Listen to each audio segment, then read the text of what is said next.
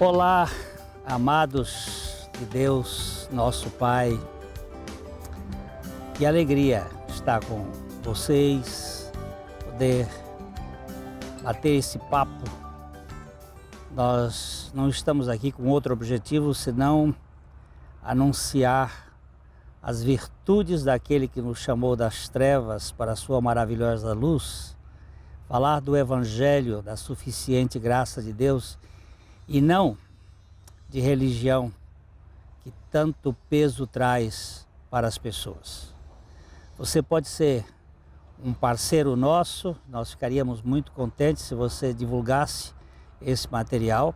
Está aí o link, os links que você pode utilizar e você pode ser este veículo para disseminar a palavra e levar a outras pessoas que você ama o Evangelho de nosso Senhor Jesus Cristo, que pode trazer descanso para as nossas almas. Então, convido você a participar conosco, orando por esse programa e também divulgando e contribuindo de alguma maneira para que Jesus Cristo seja glorificado e as pessoas edificadas. Nós terminamos no último programa uma visão geral da carta aos Gálatas, uma carta em que o apóstolo São Paulo escreve com o objetivo de corrigir certos pensamentos que estavam sendo introduzidos na igreja primitiva, uma espécie de tendência para repetir as coisas que tinham ficado implantadas no judaísmo. E eles estavam recebendo essas influências de um pensamento de repetição, e o apóstolo Paulo então entra para combater aquilo que a gente chamou e que é chamado de judaizantes, que é uma tendência de a gente dirigir olhando pelo retrovisor e vendo aquilo que foi sombra, que apontava para a realidade que havia de vir, que era Cristo, e tentando repetir um mecanismo que já tinha sido passado. Hoje nós queremos entrar numa outra carta, uma carta positiva, que não tem nenhuma crítica, que não é uma espécie de correção, não é algo ortopédico que vai tentando corrigir aquilo que está deformado, mas é uma carta que expõe o Evangelho de uma maneira mais direta e positiva, que é a carta aos Efésios. A cidade de Éfeso era a segunda cidade maior, talvez, do Império Romano. Perdia para Roma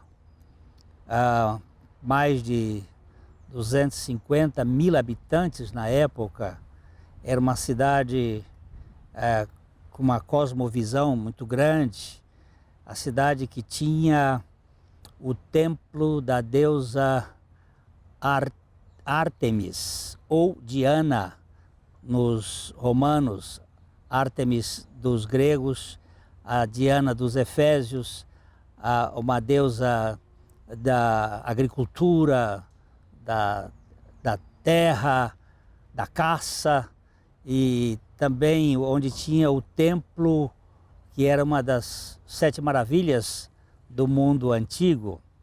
Era uma cidade extremamente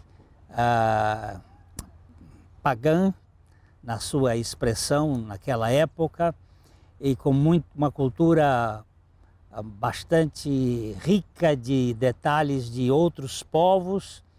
E o apóstolo Paulo funda esta igreja na sua segunda viagem missionária, e na terceira viagem ele fica ali em Éfeso por mais de 3 anos, pregando e anunciando e transmitindo o Evangelho. E agora ele, possivelmente, a gente não tem muita segurança nesse sentido, ele estava preso, mas possivelmente preso em Roma, lá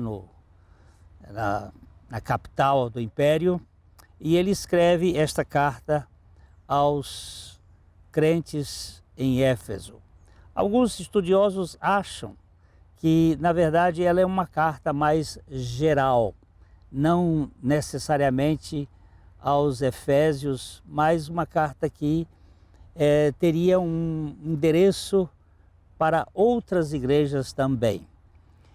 Mas, de qualquer modo, neste manuscrito que a gente usa aqui como base de tradução, ele fala que seriam os crentes em Éfeso, uma cidade que teve uma igreja muito promissora e que é uma das 7 igrejas da Ásia Menor. Então o apóstolo começa esta carta dando as suas credenciais, Paulo, o apóstolo de Cristo Jesus, por vontade de Deus, aos santos que vivem em Éfeso e fiéis em Cristo Jesus, graça e paz da parte de Deus nosso Pai e do Senhor Jesus Cristo. Esta é uma espécie de introdução que ele faz em todas as cartas, dando aquilo que você poderia chamar de a identificação de quem está escrevendo. O apóstolo Paulo, um homem que foi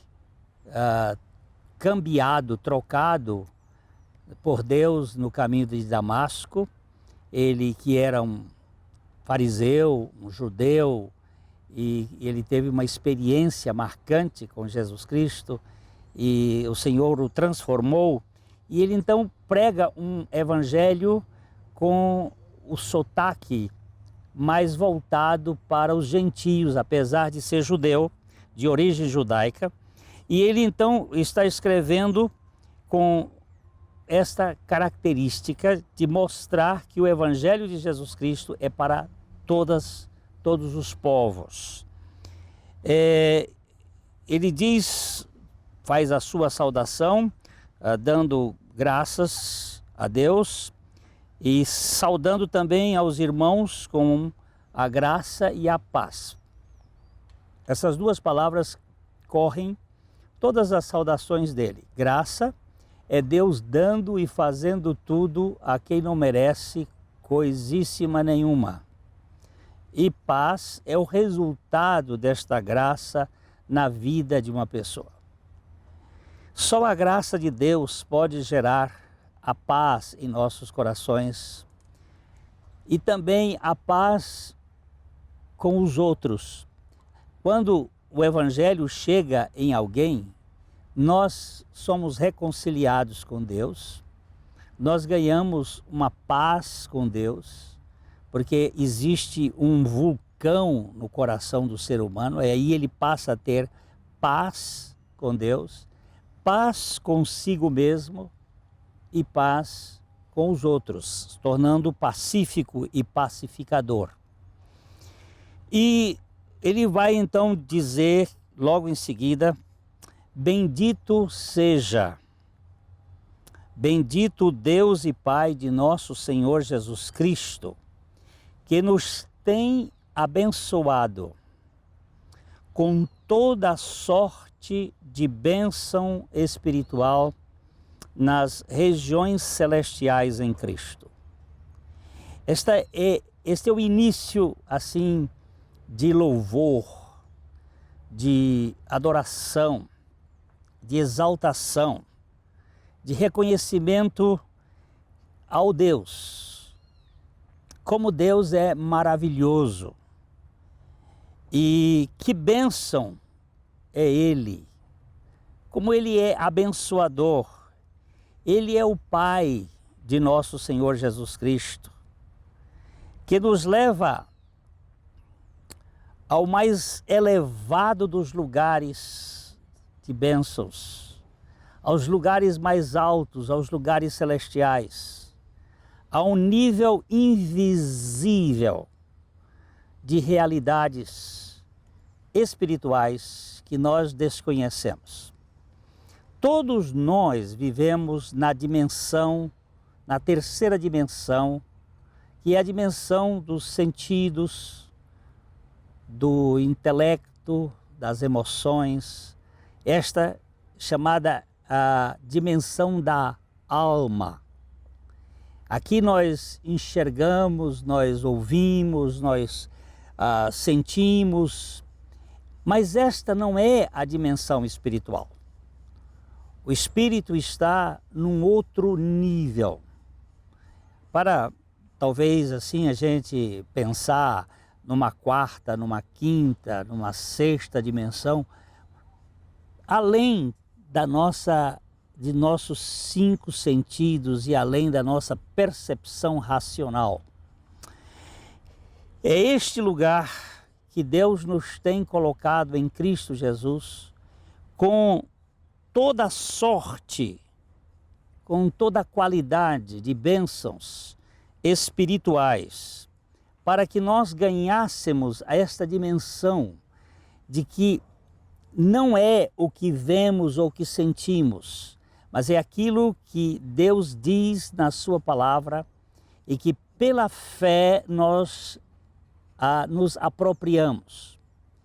Eu estou vendo esta árvore porque eu tenho olhos para ver, eu ouço o canto dos pássaros porque tenho ouvidos para ouvir, mas eu não tinha nenhuma capacidade de entender as coisas espirituais, senão por meio de Jesus Cristo, que veio e que coloca em nós uma capacidade de um nível diferente dos nossos sentidos. É isso que creio que o apóstolo Paulo esteja falando a respeito dessas bênçãos espirituais. E quais são essas bênçãos que ele nos abençoou em Cristo Jesus?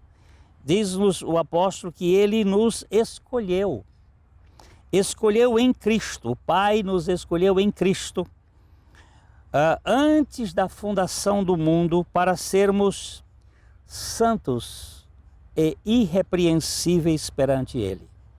Mas como?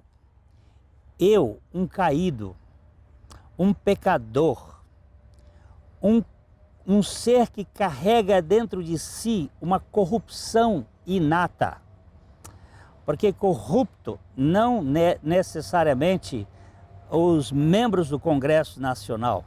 Corrupto é aquele que dentro da sua natureza caída percebe que existe um caos, uma mentira inata, uma rebelião contínua, gerando crises e mais crises e fazendo com que nós hajamos de maneira incoerente no nosso procedimento cotidiano.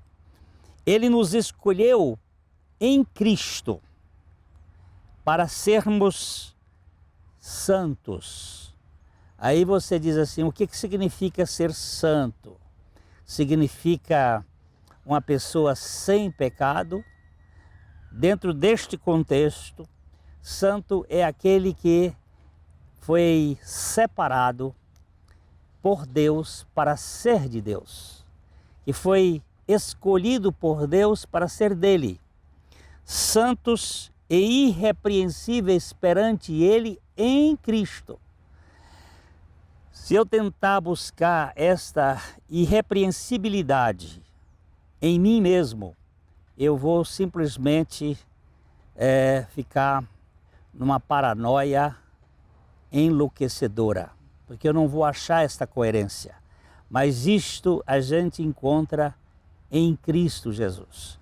Agora, você presta atenção que o apóstolo Paulo está falando de uma bendição. Aí no versículo 3 de Efésios, ele diz que é bendito Deus e Pai de nosso Senhor Jesus Cristo. E presta atenção, nos abençoou, nos tem abençoado. É uma ideia já concretizada. não alguma coisa que eu vou desempenhar para receber, como é no caso da religião.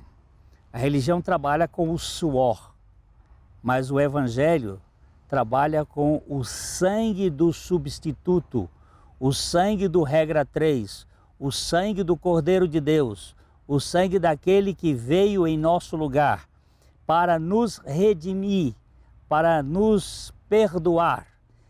Ele nos abençoou, preste atenção que é com toda sorte de bênçãos espirituais, ou que bênção espiritual, nos lugares mais elevados. Assim, versículo 4, olha aí, assim como nos elegeu, nos escolheu nele, isto é, em Cristo, antes da fundação do mundo, para sermos santos e irrepreensíveis perante Ele. Ele mesmo fez esta obra de sermos santos em Cristo e irrepreensíveis perante eles em Cristo. Nós não somos santos em nós mesmos, nem irrepreensíveis em nós mesmos, nós somos santos e irrepreensíveis em Cristo. E em amor, veja aí, ele diz, seguindo, verso 5, nos predestinou para Ele.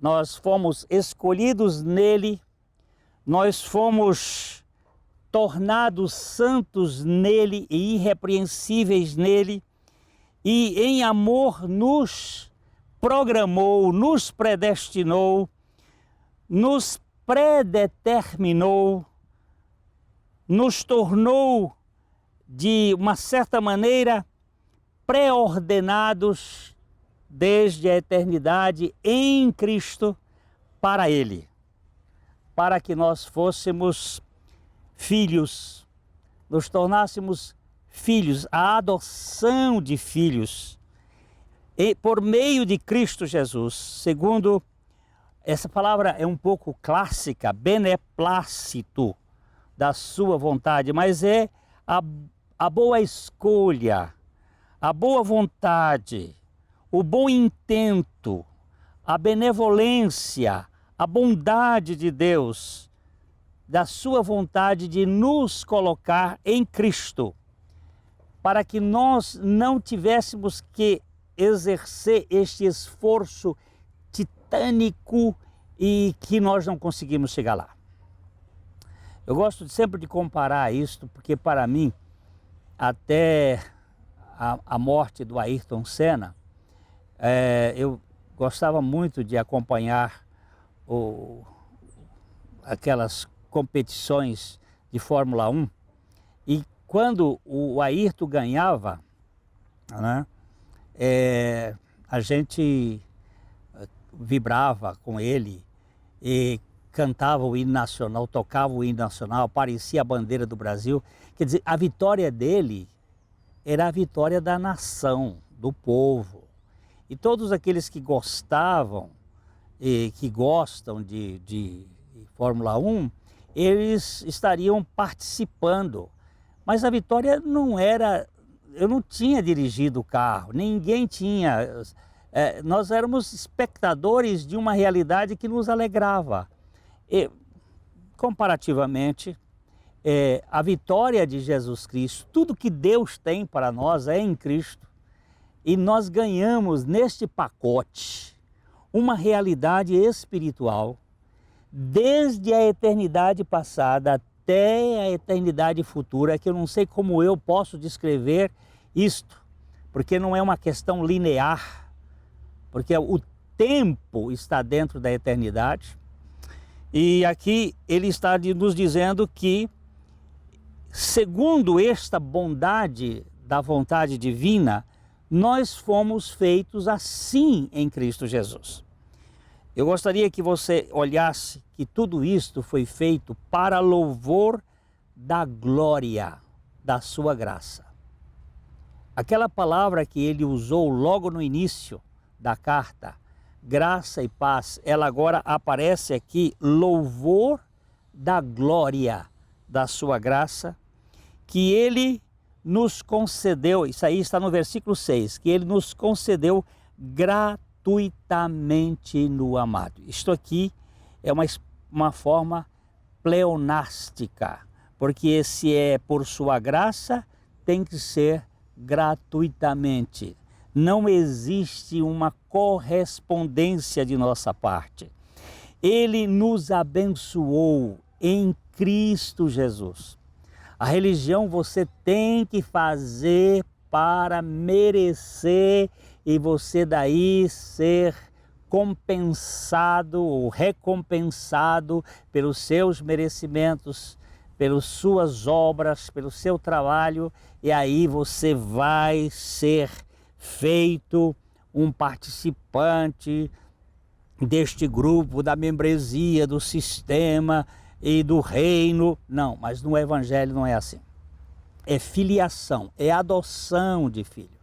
É quando a criança que nasceu na casa dos seus pais, quando ela chega a uma certa idade, 12 anos, ela era levada por uma cerimônia que entre os judeus é o Bar Mitzvah, mas que também entre os gregos, entre os romanos havia esta cerimônia de recepção, onde a criança recebe uma espécie de maioridade de participar da comunhão, da intimidade, do relacionamento familiar. É isto que o apóstolo Paulo está nos dizendo, que foi nos garantido uma conduta de poder participar desta intimidade com o Pai por intermédio de Jesus Cristo. E ele vai nos mostrar que em Cristo nós temos a redenção pelo seu sangue. Isso é o versículo 7. A remissão dos nossos pecados segundo a riqueza da sua graça. Olha de novo a graça. Não segundo a competência dos nossos atos, mas segundo a riqueza da sua graça, que Deus, que o Pai, que a divindade derramou abundantemente sobre nós, em toda a sabedoria e com toda a prudência, fazendo com que este entendimento nós pudéssemos ganhar uma dimensão espiritual. E ele vai um pouquinho mais na frente e diz, desvendando o mistério da sua vontade, segundo a palavra de novo, o beneplácito, a boa vontade que ele propôs em Cristo. Tudo que Deus tem para nós está em Cristo. Versículo 9 agora diz, de fazer convergir em Cristo, nele, na dispensação da plenitude dos tempos, não no Cronos, mas no Kairos, isto é, um tempo qualitativo, um tempo de Deus. Todas as pessoas a quem Deus tem um propósito de fazer convergir em Cristo, tanto aquelas que estão nos céus, como aquelas que estão na terra. E ele vai no versículo 11 dizer, nele digo, no qual fostes também feitos herança, herdeiros, não servos necessariamente, mas herdeiros, filhos, predestinados segundo o propósito daquele que faz todas as coisas conforme o conselho da sua vontade. Aqui está falando de uma relação de conhecimento da Trindade, o conselho da sua vontade, a fim de sermos para louvor da sua glória, nós, os que de antemão esperamos em Cristo, em quem também vós, aí ele vai mudar aqui de nós para vós, porque nós está se referindo a ele, Paulo, e aos judeus, e vós aos gentios.